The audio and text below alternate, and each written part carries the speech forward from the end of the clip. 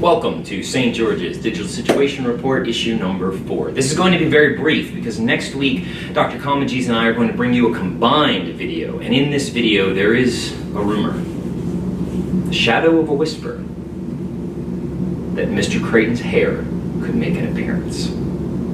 So we all know you're going to want to stay tuned for that. So be sure to tune in next week.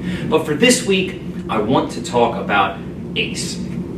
And the reason that I want to talk about ACE is because in last week's ACE reading, we read about this startling closed loop, this relationship between literacy, poverty, and success. And next year, we're going to a one-to-one platform. And going to one-to-one creates one equitable platform for students. And we can sort of break into and chip away at that closed loop.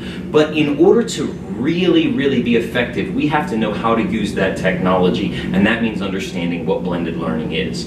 If you have time, please check out the link below to this article. And this article is a standard article about blended learning. There's research linked at the bottom, and it gives a great overview of what blended learning is or can be. But if you don't know where to start, think about ACE. ACE is a perfect example of what blended learning should be. It is a combination of digital and personal interactions. People have to use materials that they access independently to discuss things publicly. People have to take things that were discussed publicly to write individual responses. ACE is a perfect example of exactly what blended learning should be.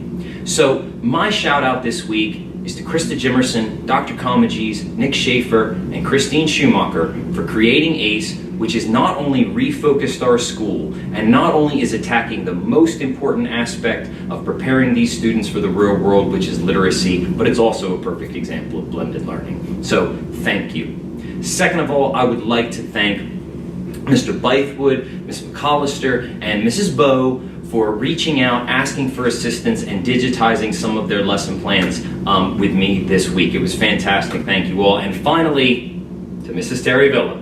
Last week, NCCVT was on a mission, and that was exactly what PD should be. It was a great day. It was fantastic. So thank you, Mrs. Villa. Thank you, everybody, and have a great week.